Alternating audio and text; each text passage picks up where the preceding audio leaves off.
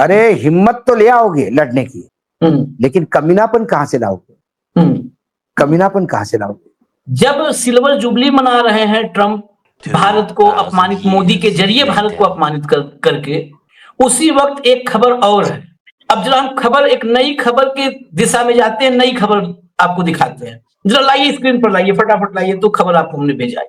क्या ट्रंप अब पाकिस्तानी प्रधानमंत्री शहबाज शरीफ को व्हाइट हाउस में करना चाहते हैं होस्ट? ये खबर देखिए, ये बहुत चौंकाने वाली खबर है, क्योंकि आसिम मुनीर को अभी लंच करवाया था डोनाल्ड ट्रंप ने। पाकिस्तान कर्ज में डूबा देश, हालांकि कर्ज में हम भी कम नहीं है, करीब करीब 5 लाख रुपए हमारे पर, हर व्यक्ति पे कर्जा हो चुका है, 4,80,000 हर बच्चे पे, पैदा होते बच्चे पे भी। लेकिन कर्ज में डूबा उस देश का फील्ड मार्शल जाता है, लंच कर रहा है। अब वहां के प्रधानमंत्री को बुलाया गया है, द्विपक्षीय है ये, बायलैटरल। ब्रूस जो हैं, अमेरिका के विदेश विभाग के प्रवक्ता हैं टैमी ब्रूस ने, अच्छा ये अटकलबाजी नहीं है, टैमी ब्रूस ने प्रेस ब्रीफिंग में कहा है, अपने प्रेस ब्रीफिंग में, कि ऐसे बहुत कम सवाल होते हैं जो मुझे मुस्कुराने पर मजबूर करते हैं। ऐसे बहुत कम सवाल होते हैं जो मुझे मुस्कुराने पर मजबूर करते हैं। हमारे पास बहुत सी अच्छी खबरें हैं, और हाँ, पाकिस्तान यहाँ द्विपक्षीय बैठक के लिए आ रहा है, मैं भी इसमें हिस्सा लूंगी और इसे लेकर उत्साहित हूँ। मतलब मुस्कुराने के लिए कम सवाल होते हैं, ये मुस्कुराने के लिए पाकिस्तान कितना, अमेरिका कितना खुश है शहबाज को बुला करके, पाकिस्तान की अगवानी करके। टैमी ब्रूस से पूछा गया था कि ट्रंप लगातार दावा कर रहे हैं, इसमें भी भारत वाला एंगल पूरा है, ट्रंप लगातार दावा कर रहे हैं कि मैंने भारत और पाकिस्तान के बीच युद्ध खत्म करवाने में भूमिका निभाई है। ब्रूस की इस टिप्पणी के बाद अब ये चर्चा है कि शहबाज शरीफ भी ट्रंप की मेजबानी में लंच डिनर अब क्या क्या करते हैं ये तो देखना होगा।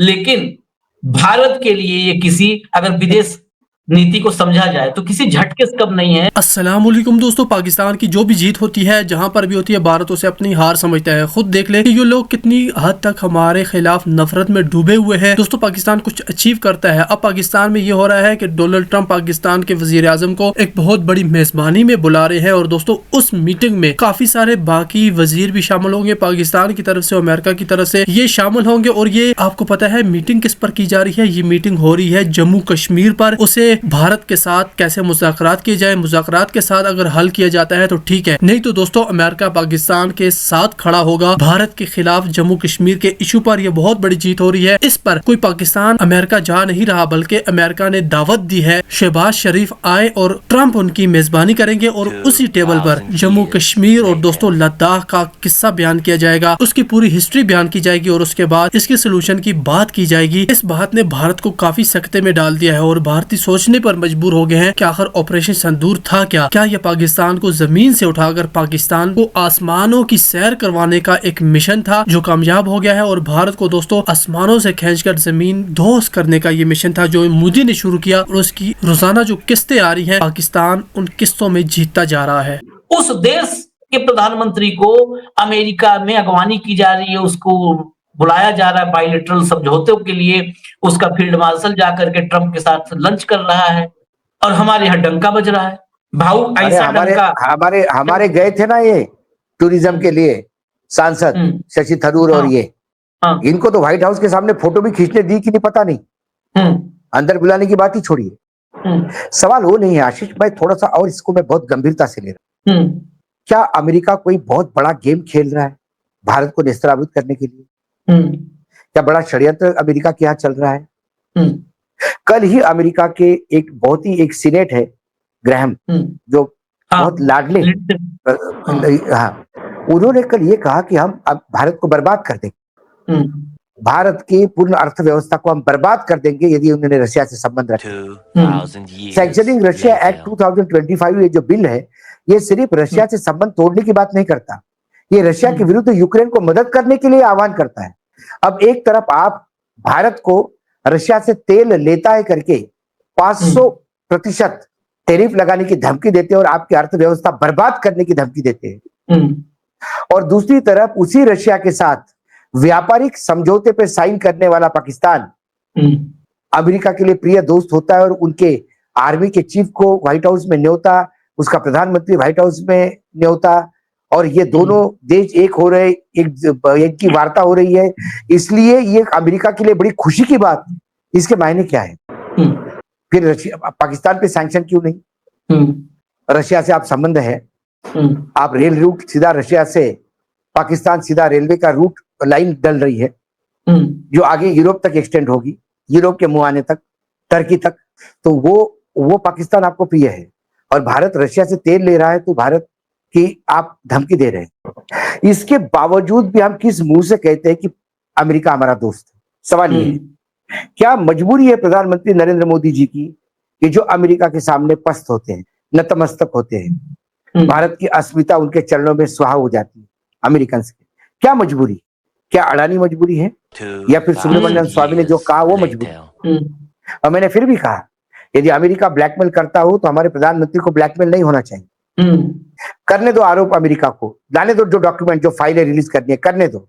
भारत की अस्मिता के लिए लड़ने वाले प्रधानमंत्री के खिलाफ पूरा 140 करोड़ का ये देश खड़ा होगा, ये उपमहाद्वीप खड़ा होगा पूरी ताकत के साथ। लेकिन प्रधानमंत्री की बारे में कुछ भी खबर हो तो अमेरिका से कोई सुनेगा नहीं। लेकिन क्यों नरेंद्र मोदी जी की सरकार क्यों अमेरिका को जवाब देने में डरती है? इससे ज्यादा क्या और बेइज्जती होगी कि कोई कहे कि आपकी अर्थव्यवस्था मैं बर्बाद कर दूंगा। हाँ। और ये बोलने वाला वहां का सांसद है, कोई छोटा मोटा आदमी नहीं। सवाल ये है, और हमारे यहाँ रक्षा मंत्रालय के रक्षा मंत्री से बात होती है, उनके रक्षा मंत्री से प्रेस रिलीज में से भी पाकिस्तान और ऑपरेशन सिंदूर का पैराग्राफ डिलीट करवाते हैं। इतना डर क्यों? किस बात से ये डर? जब आपको दो चीजें और दिखा दें, हाँ, दो चीजें और दिखा दें।